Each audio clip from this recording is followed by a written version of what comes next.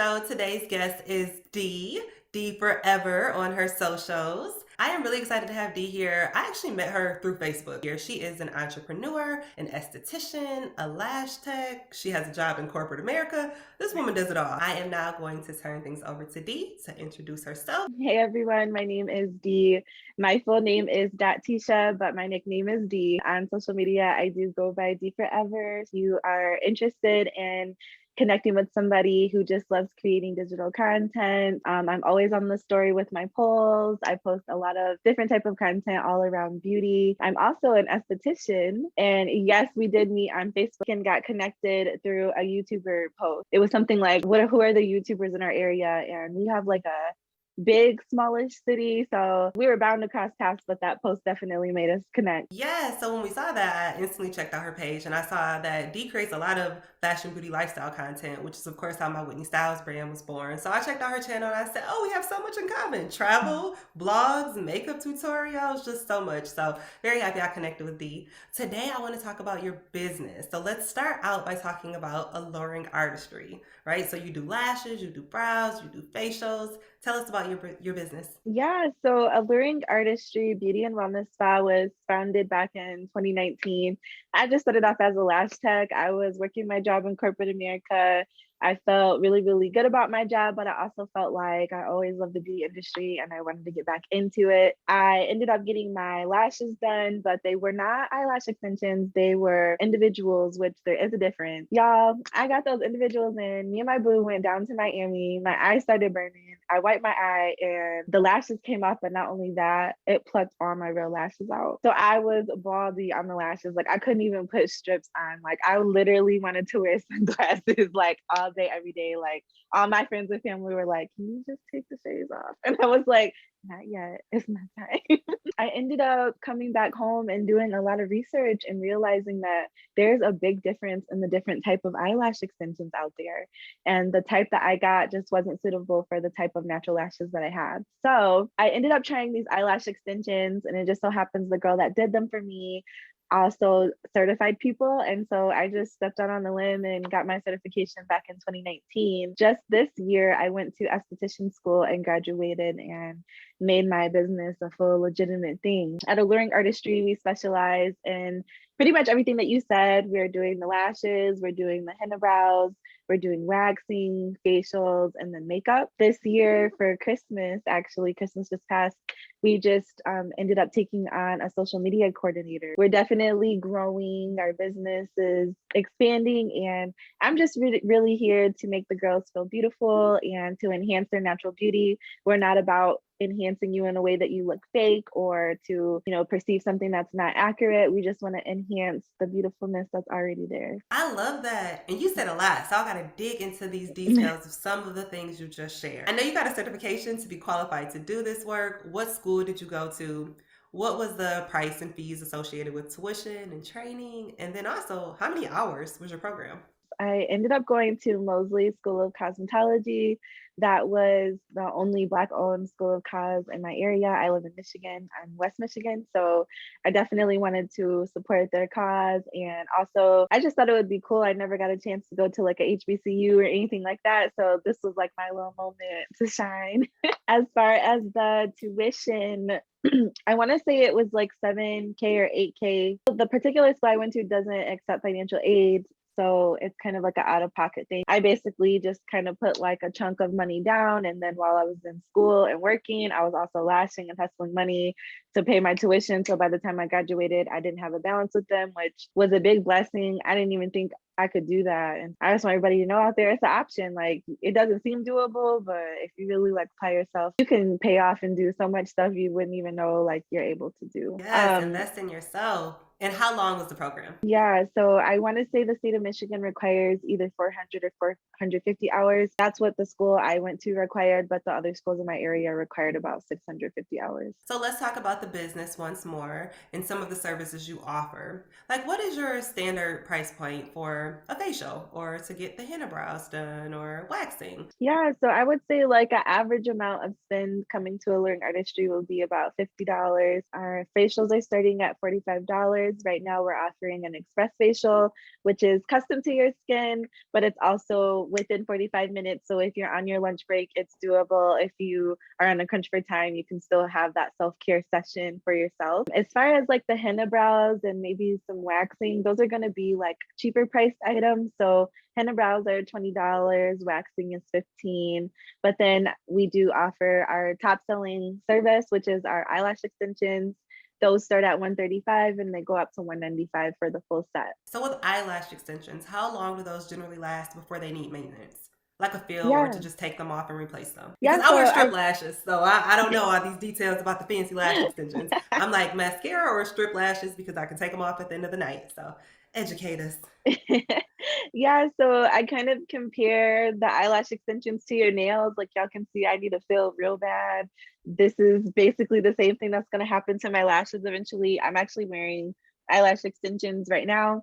And basically, we attach the fake lash to your real lash. And as your real lash grows out, so does the extension. When the extension is grown out, you have to go to a professional for them to remove that extension and refresh it and apply a new one. So that's going to typically be 2 to 3 weeks, just like your nail. A lot of my clients can get, up to like 4 or 5 fills before they need a new set. It really just depends on how you upkeep your lashes and how well you come in to get the maintenance. So another thing that I recently saw on Facebook is that you were offering classes to teach other people how to be a lash tech. Is that true? Are you still doing that? How's that going? Yes, yes. So I did just do my first lash class. It was a one-on-one lash class and it was a success. She's doing so awesome. She's shy, so she doesn't want me to post her work yet, but we're working on her. Eventually, if you follow us at Alluring Artistry _ on Instagram, you'll be able to see some of the students' work. I'm really excited. That was one of my goals for this year. When I decided, well, this side hustle can actually be a business. That was one of the things that I knew like I wanted to do. Now, in the state of Michigan, you do need an esthetician license to do eyelash extensions. I'm offering the certification, which is an additional add-on skill set for those who are licensed or those who are interested in the beauty world, but they don't really know if they want to do it. You can take a certification class. You don't need a license to do it. But if you want to run a legitimate business or if you want to work in somebody's shop, then that's when the license, comes into play. What are some of the qualities that you think a person needs to be a good lash tech or a good esthetician? It's mainly just having that like natural drive for beauty in general and that drive to enhance things. I like to describe that person as somebody who likes to get something, but when they return it, it's better condition than what they got it. So you have to be very like detail oriented. You have to be caring. Another big thing is you have to like people. Like a big part of our job is being an unofficial counselor. I need another check because I didn't know that people would come to get their service and so much comes out, but I'm also so thankful that, I'm the person that they trust to come to for that. But at first it was kind of like, whoa, I didn't even think about this aspect of the job. I kind of was thinking about it like a clockwork, but it's Mhm. very, very much so relationship based. And that's how you retain your clients. That's how you get new clients. You have to be a people person. So if you're out there and you already don't like people and they already irritate you, please don't become an esthetician or a lash tech because this is not for the weak. So if a person was considering becoming a lash tech or esthetician and they wanted to get started, like what are some of the startup costs? And also D actually operates out of a suite, so she's not doing that at her house. So in order to get started, you definitely want to start off with a certification, and I don't recommend an online certification. This is just something that you really need to be hands-on with somebody. They need to take a look at your wrist, how you're applying it, and I just don't believe that that can be accomplished online. You need to find an in-seat class at a location near you. You can always start with checking with your local beauty schools. A lot of them will host lash trainings, or if you want to go to an independent esthetician like myself, and have me certify you. You can also search like your city lash class on Google.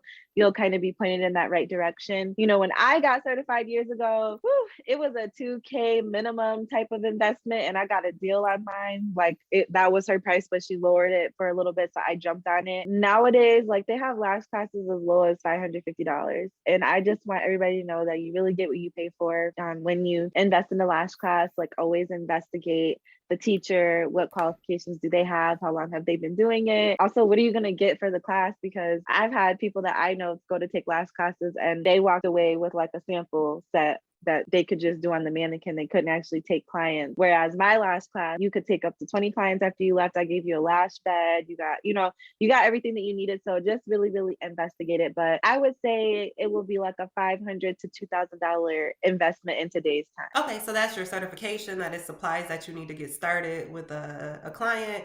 Does that include like the bed that the person lays on? And like Yeah, your minimal so office supplies? Like, is it including that type of stuff too? no, so Oh, typically no. the Okay. certification is, you just come to learn the skill set. That's why I incorporate both in mine. So you're learning the skill set, but I also give you the bed. Like when you leave my class, you could literally go home and post on Facebook, I'm a new lash tech, I'm taking models, and you can start servicing and getting content right away. Everybody offers something different. So maybe there's somebody out there who's done a lot of YouTube university research and they don't need all that, but they just need the set. So it's really a lot out there that's going to fit whatever you're looking for. But I would definitely say start with the certification, get your sanitation certification. Those are going to be the two things that lead you to success during this journey. After Nice. that, you need to start thinking about schools. You need to start thinking about, do you need to take a business course? You need to decide, like, do you want to open your own business like what I'm doing? I'm actually in my old lash studio in my house. It's my second bedroom, but we're at a suite now. I decided that's the move I want to do. But there's so many girls that went to esthetician school with me and they went to spas. So like the Design One or the Wood Spa. So they decided that that's the journey that they want to take and they don't necessarily want to own. So that's the beauty of the industry, is that you can really be your own boss. If you want to be your own boss, go do that. Or if you want to just change your life, you're tired of working in the factory, you're tired of your 9 to 5 and you just want to do something else, you can go do that and work in a completely new work environment. So you can do this as a full-time business. You can do it as a side hustle. You can be a traveling esthetician. You can work in the salon. You can open your own suite or building. So many options. Love that. Oftentimes when people think about entrepreneurship, they think about beauty and fashion. They always see the glamorous parts, but they don't think about the stuff that happens behind the scenes to run a successful business.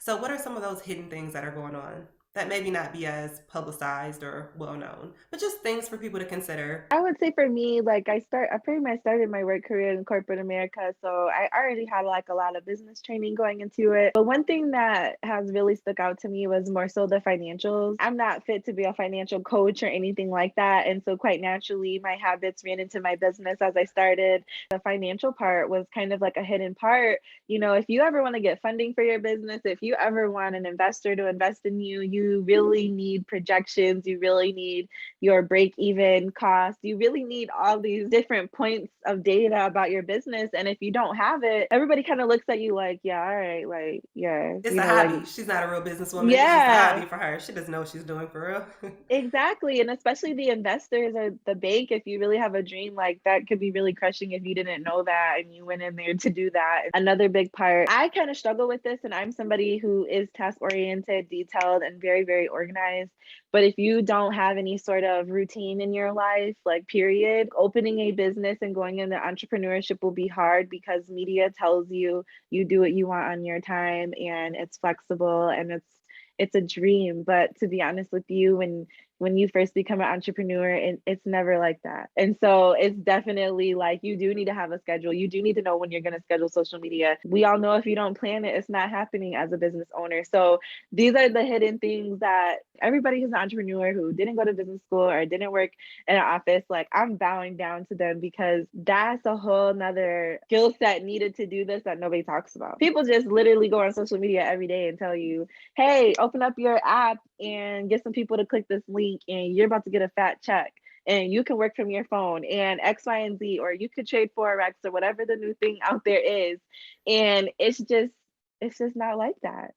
There's so many hidden things to running a business, but then there's another level of to running it with excellence and running it to be sustainable. There's just so many different levels to entrepreneurship. And what I learned about it is that any level that you want to do is fine. If you want to start up business to get in and get out, make your money, that's cool. If you want to build a sustainable brand, that's any way you want to do it, you got to be ready to give it your all. You cannot do this and do it part-time if you really want it. That's why I went down to part-time in my corporate America job this year, because I realized like there's no way I'm going to be able to do this if I'm still giving my full time here. I'm trying to build this for myself here, you know? When we think about alluring artistry, if you could do something differently, what would it be? I think I would have tried to build my business plan before starting. Okay. I know that there's nothing wrong with going back and doing it, but it would have been way more concentrated and a lot more direction had I sat down and did my business plan prior to just throwing myself out there. Proper Yeah. planning prevents poor performance. I'm not saying that you're performing poorly. You know, I would never say that. Just saying. Proper planning is important. If you have that dream inside of you and you feel it, like pursue it. You can't go wrong. It's something that you can literally take as baby steps or you can dive all the way in. Either way, it's going to happen for you. The market is not saturated despite what everyone wants you to believe. There's enough money for everybody. You know, people go to you because of who you are. They go to you for your service because of you. So if you want to do it, you got it, sis. I'm definitely here to support you. So make sure you connect with me on Instagram. Nice. So accessible. Is there anything else you want the people to know about your brand? Yeah, just check out for us. You know, 2022, we're definitely going to keep expanding and get new members for our team and just keep trying to blow us up. We're also more than a spa, we're an experience. So now I'm going to transition and play a little game so that we and the viewers can learn more about D. Sephora or Ulta? What's your preferred spot? I'm gonna go with Ulta. Why? Ulta has the spa in it too, so not only can I go get my products, but I can go get my little facial too, you know? Okay. What is one beauty supply that you cannot live without? I'm gonna have to say lip gloss. It could be clear, it could be tinted, regardless, it just needs to be there. I'm one of those people, like, I know y'all gonna judge me, but like my lip gloss is also like my hand lotion. So like in desperate moments, it's like kind of like a two birds with one stone product for me. You know, you just get it in the ridges and we just all ready. You are hilarious. Multi-purpose products. Love it. What is one beauty trend that you wish would stop? I'm gonna have to say the feather brows. Like I love the light fluffy brows, but the feather ones where they actually split it and have half the hair growing up and half of it down is just no. The only way I can ever see feather brows working is like on a Victoria's Secret Angels runway. Like if you go into any makeup store right now, you're gonna see a girl in there with feather brows and you're gonna be like, why?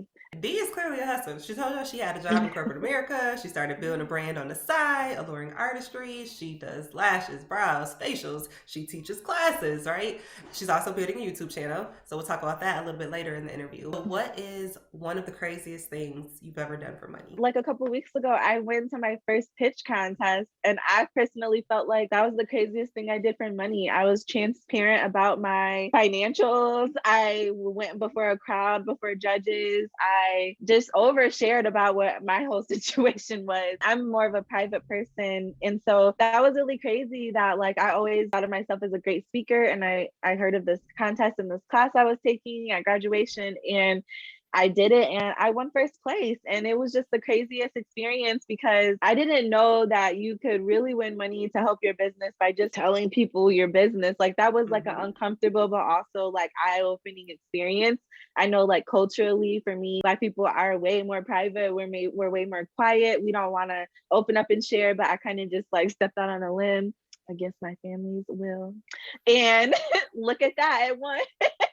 Congratulations on winning the pitch contest. The craziest thing I did for money is I used to do these surveys. This website you go to and you like just do surveys and they pay you out.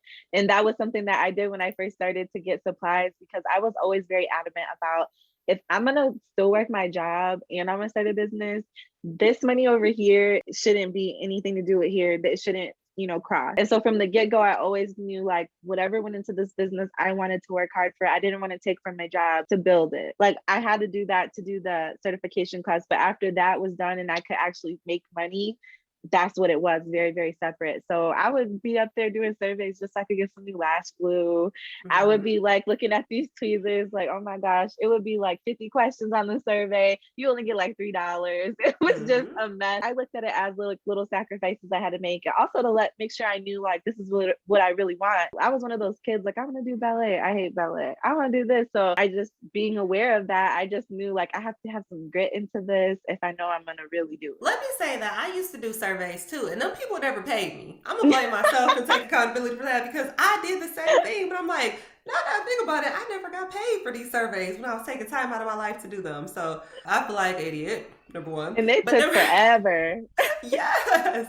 And then the second thing is, I really respect and appreciate you being transparent about how you didn't want to use your day job to fund your side hustle, your business, because that's what most people do. Like when I started Dress Code 187, that's what I did. I took money from my corporate job and I bought inventory and then I sold it with Dress Code 187 and then I eventually separated the two. But I was definitely funding my business with my corporate job. So that's a really interesting approach. And so that was my way of making sure I knew this wasn't going to be a hobby that's taking my money. I really wanted to be a business. So if I needed it to be a business, I needed it to be sustainable kind of as soon as possible. So that was really kind of like what my mindset was when I decided that. And there were times where it was very tempting, like, oh my gosh, like I only have like one lash tray left. I have all these clients next week. But that also was like, that's why you need to contact your clients to confirm their appointment. That's why you need to post on social media about how great you are. It just benefited me more to do it that way. I learned the hard way one time, girl. Child. So next question in this segment, it's really a scenario type of question. You have 48 hours to come up with $10,000. You have $0 in your bank account. You have $0 cash available to you. How are you going to come up with this money? I'm about to do some master classes. So it doesn't have to be lashes, but we're going to talk about makeup. We're about to talk about waxing. I'm also about to pull up with the business courses because sis, you need to be organized. You need to do your bookkeeping. I'm really good about finding a way out of no way. In this day and age, like you can really, really make money. Every day, somebody does something where that's their strong suit and they can capitalize off of that. Whether they realize what it is or not, it could be the mother in the morning who has 20 different stops and makes it happen in an hour. It could be the dad who needs to fix this, doesn't have the resources, but makes it. They don't really realize, everybody, even us, every day we do something that could make us money. Like if we just realize what that was that we're strong at. So I like to believe, and I want everybody else to believe, there's always something I know and there's always something you know that somebody else doesn't know, and they would pay you for that information. And that's the reason we're here having this conversation, educate and inspire others. So thank you for that. You were good at this game. How would you describe your channel? I love to say I do like the lifestyle tutorials and vlogs, but at the end of the day, like I'm a true vlogger. I think that will change or maybe change in the future just because I'm realizing YouTube being a search engine, you do need to be like very, very niche down. So if you love day in the life content or you just want to know my crazy perspective on something, you definitely should tap into my vlogs because it's mostly like designing stuff, business stuff, being a wife, being a cat mom. I do want to give something new that's kind of in the works. I'm subscribed to Dee's channel. I always watch her content. But one of her most popular videos is basically first day of esthetician school. So it's a vlog, like she said, but then it's also has some keywords in the title, esthetician school for day in the life, like that type of thing. Probably did well in search as well. Why do you think that was, one of your better performing videos? I think that the pandemic just helped so many women and some men realize there's other professions out there. And I think one of the main professions that were really picked up was to be an esthetician, because an esthetician is a limited cosmetology license. To do a regular cos in the state of Michigan, it's 1,500 hours. That's over a year of school. To do the esthetician program is only like 400 hours. So that's literally like to 6 months of your time.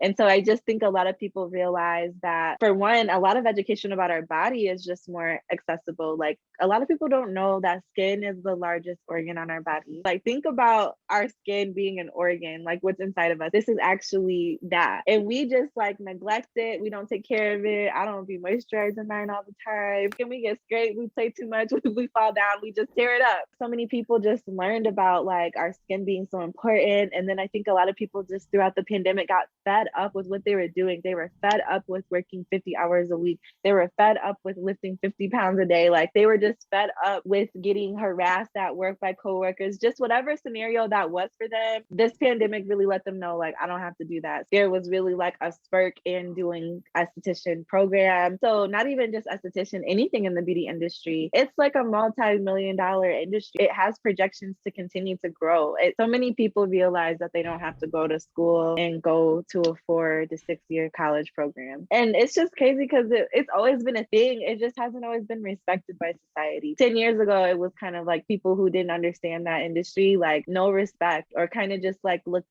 down at them. But now I feel like it's becoming more and more respected because people are going into the profession more. There's more education around it. Self-care is so important. Like, you need to take care of your body, your mind, your spirit. You need to drink your water. You need to do all that, right? So if you want more self-care tips, be sure to check out my other Whitney Styles YouTube channel where I provide self-care, black-owned business products, all that type of stuff. Check out my other channel for that type of content. And I follow Whitney's other channel, and I love her other channels. She does like food reviews, she does little vlogs, she does lookbooks, whatever you need. Even for Halloween, girl, I was on there like, do I want to be Barbie?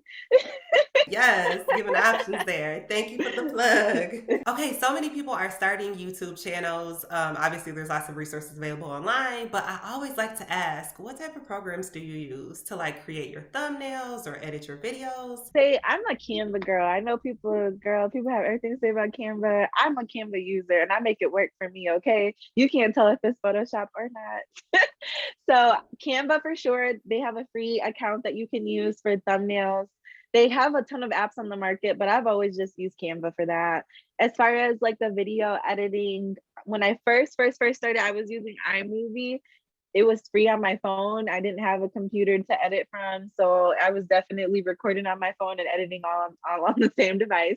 And after I decided I wanted to do YouTube more serious, I ended up investing in Final Cut Pro X.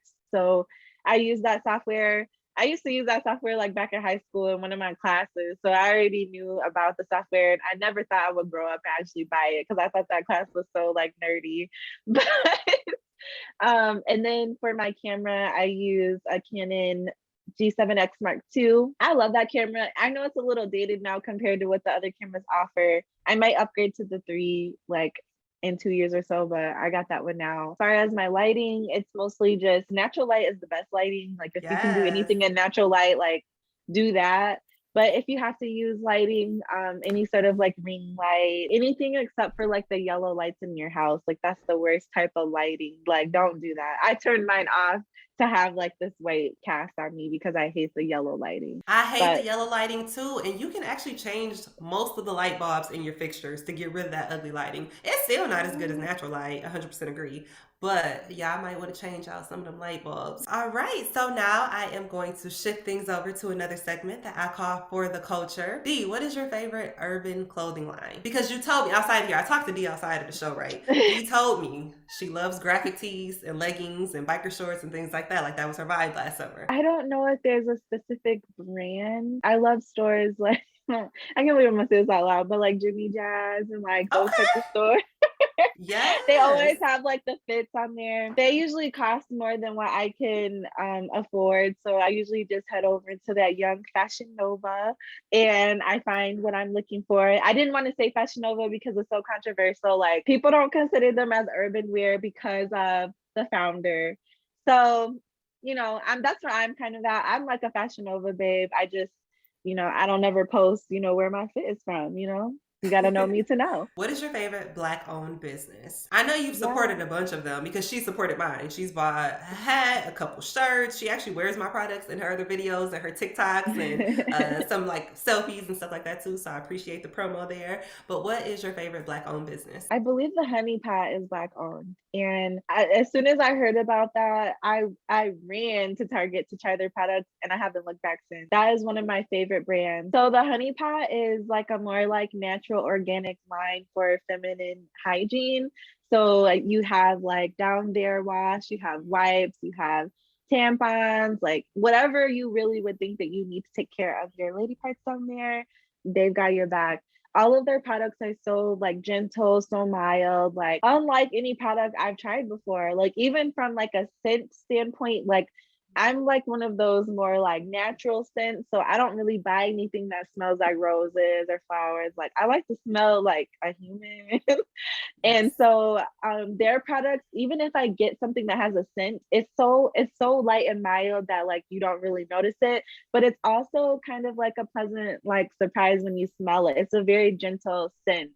So I really, really love their products. It's changed my life like in that area because there's so many different products down there and it's such a gentle part of our body that you don't want to just put all type of chemicals and perfumes and all these things there. So I just Toxins. really We don't. love Y'all it. don't. Some people don't even know what's in the products that we're using down there. So I yes. it is just like I'm trying to tell y'all, I'm a conspiracy theorist person, so I will literally go through rabbit holes on YouTube and on blogs. Like I be in people's blogs scrolling, y'all. Like they said, what ingredient? Let me go buy it and see if it's true. Like I'm just like so crazy about that stuff. So I'm really happy to find those products, and I'm even more happy to know that like a Black goddess brought those products to us. You know, And to share them with the viewers. Do you like soul food I or love nah? soul food. Okay, okay. So what is your favorite soul food restaurant? It's kind of like soul food, but kind of like country food, similar to like a Cracker Barrel. It's called Lambert's Cafe. It's like in places in the South, like near like Biloxi, like that type of area by the Gulf. I love them. So I'm like a smothered girl. So if they got like smothered pork chops, smothered chopsteak, but my favorite soul food is oxtail. Like Okay. if you got some smothered oxtail, like I'm in there, like I need the full, not the half. You gotta I come need to it all. Houston. They love For oxtails in real. Houston. Yes, like Oh 90% of the my restaurants I go God. to sell oxtails and lamb chops. Those are big here too. But here in Grand Rapids, we don't really we have like two main soul food restaurants. One is called the Candied Yam and the other one's called 40 Acres. What about Between the Tupelo two, Honey? What about Tupelo Honey? I'm not sure if I'm pronouncing it right, but that restaurant see, that just opened on Ottawa, some people say that that's soul food. but I Do you wouldn't consider really that? consider that soul food because like for me, like if it's not our people in the kitchen, it's not it's not. Just the That same with part. like just like Taco Bell, like ain't nobody gonna be like that's Mexican food. Like no, it's Black people, white people, Chinese people making it. Like no. So no. I mean if you worked for corporate America and you were not in tune with who you were, yes, you would consider Tupelo honey. You know, you bring the colleagues there type of vibe, and yes, that's soul food. But to us, like really, really, no, that is not. I You didn't even mean to get raw. that. I You didn't give even this mean to to get me that raw and mad. uncut. But I'm here for it. I'm here for it. I didn't mean to get that Unscripted, mad, but it was unapologetic such an commentary. issue when it opened here. It was such an issue in our city. People were like soul food, this and that. And for me, I would say the same thing. Like it's a country style, but I actually ate there, so I know like that's not that's not even what soul food would ever be. So no, so no for Thank me. you for the honest review. She said it's a no for me. It's a no for me. Thank you for the I honest think the review. worst part about the restaurant, like the food already was like iffy. It's kind of like when you go to get greens and they're like super duper chopped up and hard at a soul food restaurant, and you already know like from the side, like Red flag, red flag. no, yeah. So it was that, and also the ceilings were really high and there were metal on the ceiling. So when you talked, everything echoed in there. So just like in general, I should probably do a whole YouTube review because I You just don't should. even like that place. Okay. I'm here for it. I was um, not expecting any of this. I was not expecting any of this. But on my Whitney Styles YouTube channel, I do food reviews, as Dee mentioned. So and I'm here for you it about all. me to go to Tupelo Honey while you in town because I'm here for it all. I need to hear your commentary because you be cracking me up. Yes, it might be very similar to yours because I'm gonna give them the real, raw, unscripted truth. I was just gonna say between Candied Yam and 40 Acres, I would choose 40 Acres. So they have this soul food wrap where it's like chicken and cabbage and black eyed peas and like a whole bunch of stuff just into one egg roll and deep fried.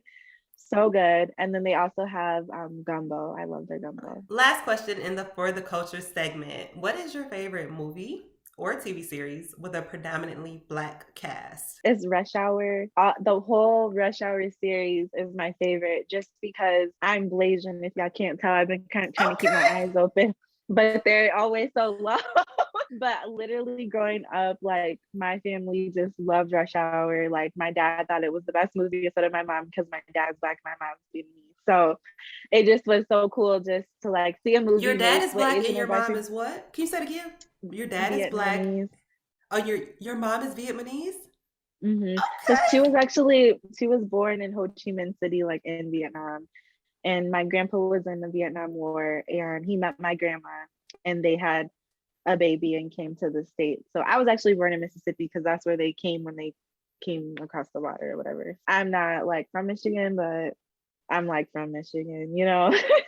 You appreciate the southern and the country food because you're from Mississippi. All right. But my mom is mixed, so she's half black and half Vietnamese because my grandpa was Black and went to the Vietnam War and met my grandma over there. I just always loved Rush Hour just because from a cultural standpoint, it was just cool. Like, cause I always hear about like life and perspective from my mom, but then like I always hear about it from my dad. So that movie was just like so funny because it was like both of their worlds joined into one. It just always reminded me of my family. Personal connection. It sounded like you were going to say two. Like, is it just the Rush Hour series, or is there another one that you were going to name? That was a good answer. That's sufficient for sure. I don't know if I could choose one show, but I really love what Curtis is doing with like the power, and you know, everything is just he's really doing it. And then you throw Snowfall into the mix, which I know isn't from him, but I just think Black TV in general has really taken a turn, and I love that our lives and our stories and our history can actually be shown and retold on TV like other cultures are. So I'm just really loving everything going on with the stories because they're all relatable. Like you could pick one person out of each one of those shows and you're like, that's just like me or uncle or cousin, you know what I mean? So I don't really care for it all being about drug stories. So I'll just be first and upfront about that. Like I love that Black people are getting more TV shows. I hate that it's to tell about the negative of our culture when there's so much beauty in our art and who we are and our authenticity and our creativity. You know, I just feel like there's so much more that the world should see from us. But you know, as a Black person, you just kind of learn to be thankful for the little highlights and spotlights that you get. So I'm just happy to see, you know, other Black people around our age getting their bag and getting paid, and maybe one day that narrative can change, but this is just the start. Definitely, I'm definitely here for the representation. And as you talk about changing the narrative, I'm thinking that Power is the best show on TV. I'm definitely a fan of that. But I also really like Insecure and a majority of the projects that Issa Rae is associated with. I feel like she is really trying, she paints Black people differently. That's the words I use. I feel like I've seen it on Twitter, but Issa is, I feel like, really doing it for the culture and the arts and all of that, like showing people of color in a different light. And I really appreciate that about her too. So check out Insecure if you haven't done so yet. And, you know, viewers, check out anything Issa Rae is doing. Yeah, because she's doing so much, even just on YouTube, y'all. Like, y'all should definitely check her out. She does this skit on YouTube about how she makes a rap out of everything going on in her life, and it's how she can laugh about it and cope with it.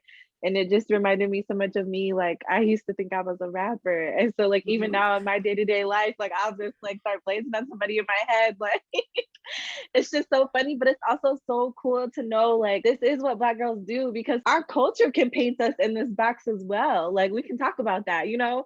I'm one of the people who have felt excluded from the box that our culture painted for us, you know? So I can appreciate her too. She's doing so much. But just Black creators and period, this is our time. Like we're going up. We are really like doing it. And I'm really happy that that narrative's changing, just like you pointed out. I love your vibe. Like you have a magnetic vibe that is undeniable. You're just such a likable, sweet person. So I just want to end on a note of inspiration. When it comes to your business, Alluring Artistry, what is one of your greatest accomplishments? Putting myself out there. I was really nervous to just do it. One of the beauties of the business is it's mine. And I would say that that's my biggest accomplishment. It's mine. There's so many things in this world and even in this country that are yours, but it's not really yours. And so this business for me was definitely like it's by me, for us, and it's mine. So at the end of the day, like that's what it was for me. Like it's something that I'm building.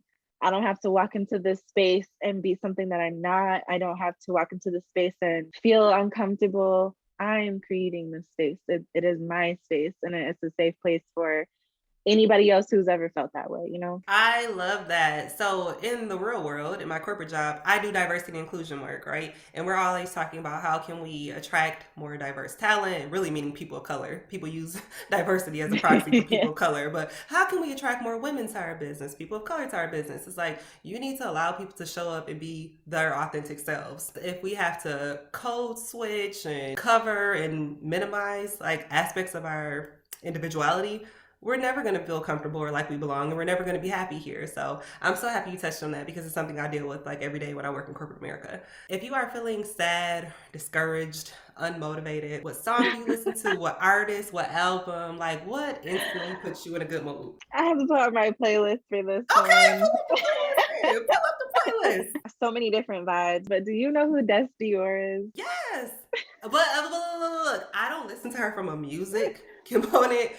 I see her in blog sites for who she's dating or what she's wearing. So Okay. that's how I So see her. I don't listen to her first and music though. foremost, I'm not a fan, but there's one song that she has. It's probably the one song I know by her, but it's called Summertime. And Okay. it's by Shaylin Monroe. It's the girl that hangs out with her and Jada. And it's just like a good vibe. She's like, it's sunny outside. I'm not letting nobody kill my vibe. Like it's about like dudes trying to get on her nerves and trying to hate and like people not knowing her life. And it was like a really good raw song. So I really love listening to that. There's just nothing wrong with putting on some Lil Durk or Summer Mm-hmm. Walker, but also Future. But like I'm like a day one Future. So this is like Dirty Sprite 1 Future. It's not like the new Future. It's like Mm-hmm. I will just throw on some Future and just ride out. Like we just gonna hop on the highway. We're just gonna clear our mind. We're just gonna, give people their space, let ourselves have our space. There's just one more song I have to mention, and it's Ain't It Fun by Paramore.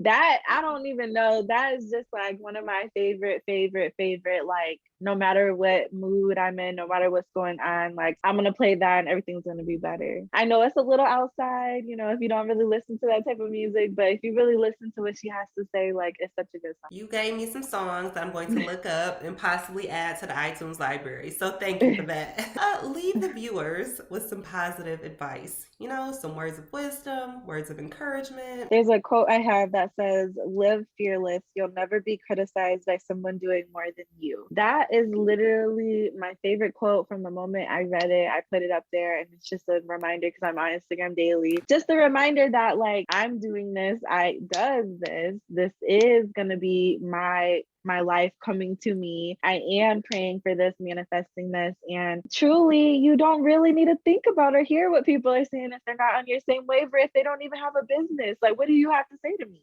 So at the end of the day, that truly is my favorite quote, because after I thought about it, all the negativity in my life when I decided this is what I wanted to do, all the second guessing all came from people, not me. People who put that on me, who have never been in the spaces I've been and have no desire to do what I'm doing. So for me, that was the end all quote for me. And as soon as I read that, like I really haven't moved back. Yes, I saw that in the bio of your Instagram. Love Yes, it. I just want to thank you for being here. Thank you for being transparent with us, giving us the raw content. Thank you for all the gems you shared along the way. This was really good, and I want to continue the conversation. So maybe a little girl chat on the Whitney Styles channel. I don't know. I just feel like you have some. You said some stuff here that we need to dig deeper into. thank you so much for having me, and glad to meet you all. I hope you guys enjoyed the interview. Yes, and we will drop all of these contact info in the description box below so that you can connect with her on social media, book a session, get a facial, maybe get a gift card for your significant other if you don't think you need the Mhm. session, even though men need sessions too. Men need facials too. Let's So a talk lot of about services it. y'all can tap into. So yeah, just thank you so much for your time. I hope you continue to be a light in the world. We need more Thank people like you. you. Hit the subscribe button to join the club.